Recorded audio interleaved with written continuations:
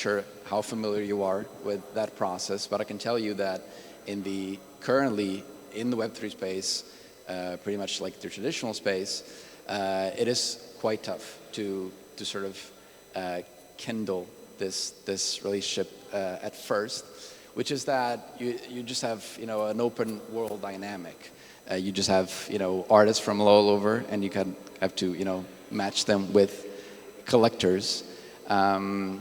Whenever you have this, usually platforms come into the picture to sort of streamline this process. But it's, you either have to add a curation element or you have to sort of have it open, have, open editions and sort of have artists come in and the things kind of sort itself out. So what we've thought is to add a bit of a curation element, but then sort of work on the back end to sort of stimulate traffic to particular projects and have them funded. So this is a bit about me, but the slides are taking a bit to load. But about me, I have some experience in the traditional art world. I did my 4-year degree in New York, studying the art market and alternative markets in general. After that, I've worked for a few platforms in the space, NapulETH, which is quite active, both in Milan and London, sort of trying to onboard traditional art collectors into the digital art space. After that, I've been involved actually in an Art Blocks created release. You might be familiar with Art Blocks, pretty big platform in the space. I was part of a 300 ETH sale that happened in May 2023, which you might remember was actually a bear period. So since then, I've been working on this and a few other endeavors.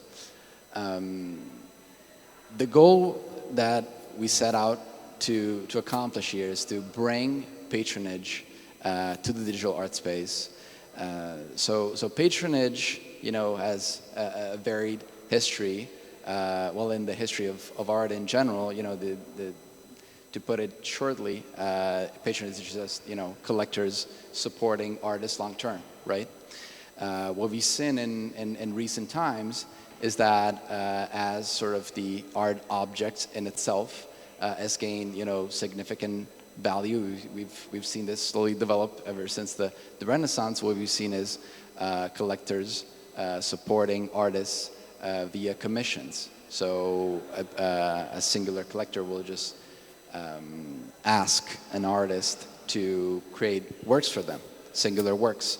Other types of support to artists is usually in the form of residencies. So a collector will host an artist in a particular place for an extended period of time, in which period of time the artist sort of produces artworks that later are either sold at the original collector at a discounted price. Sometimes they're given out for free, and there's this sort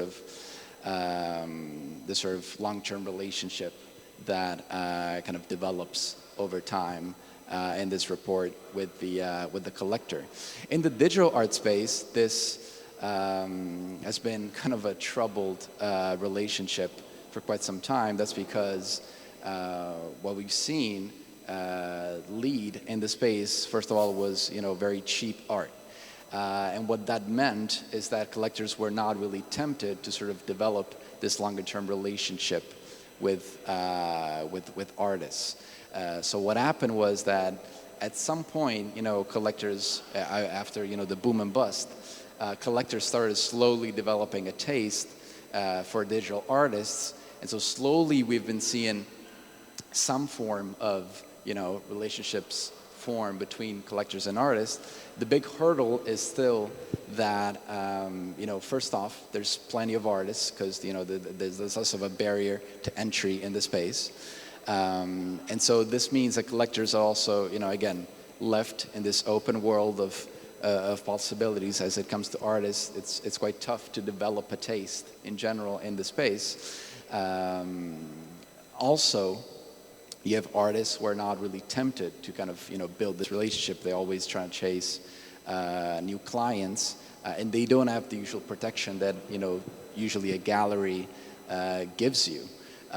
So they might go for institutional commissions, but usually we've not really seen this type of thing unfold. And if it does, it's actually it kind of develops in a sort of actually kind of a demeaning way, which is that collectors will just say to artists, well, we'll just pay you either a lump sum for a work. And so, there's not that much ground to actually develop a stronger relationship. So we've set out to, solve this issue in a particular manner, which is that we kind of create this structure that, you usually get either via galleries or with traditional collectors sort of building this artist-patron relationship over time.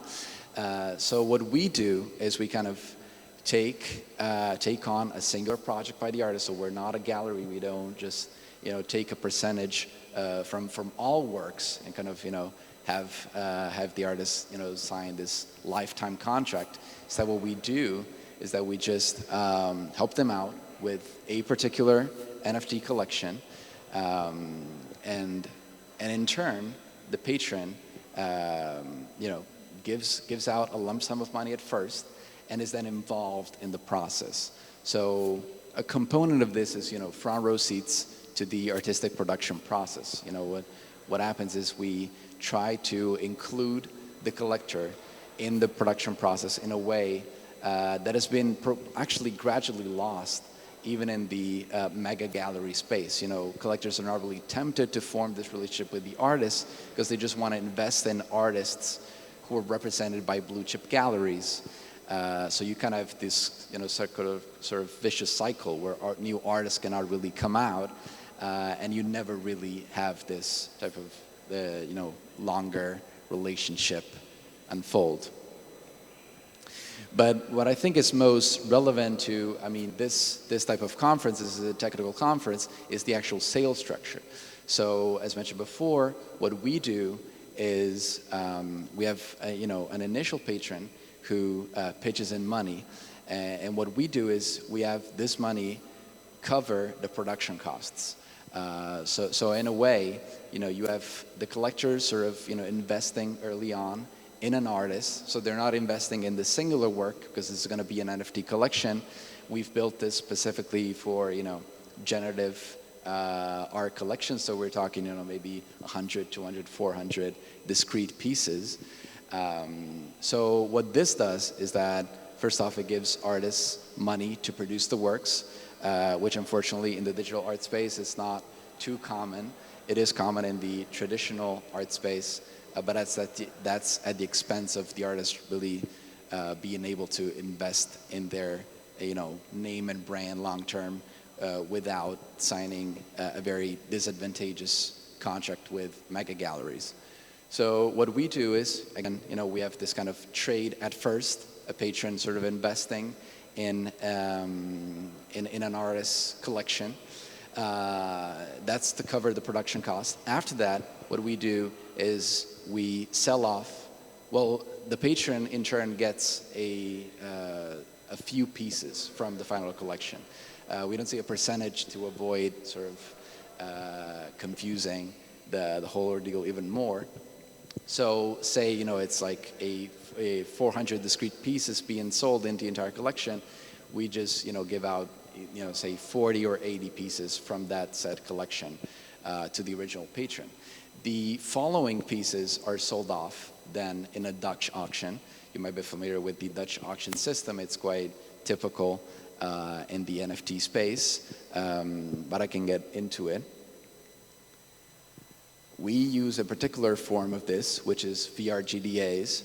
So a Dutch auction, again, pretty simple, is an auction where you start at a high price and progressively it goes down until all works are sold, right?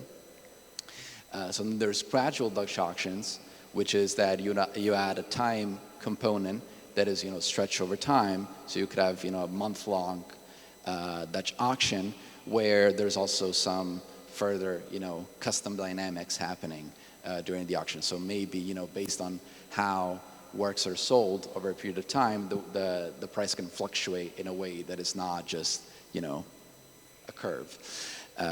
So what we use is VRGDAs. There's a paper by Paradigm developed on this, which is variable rate gradual Dutch auctions, right?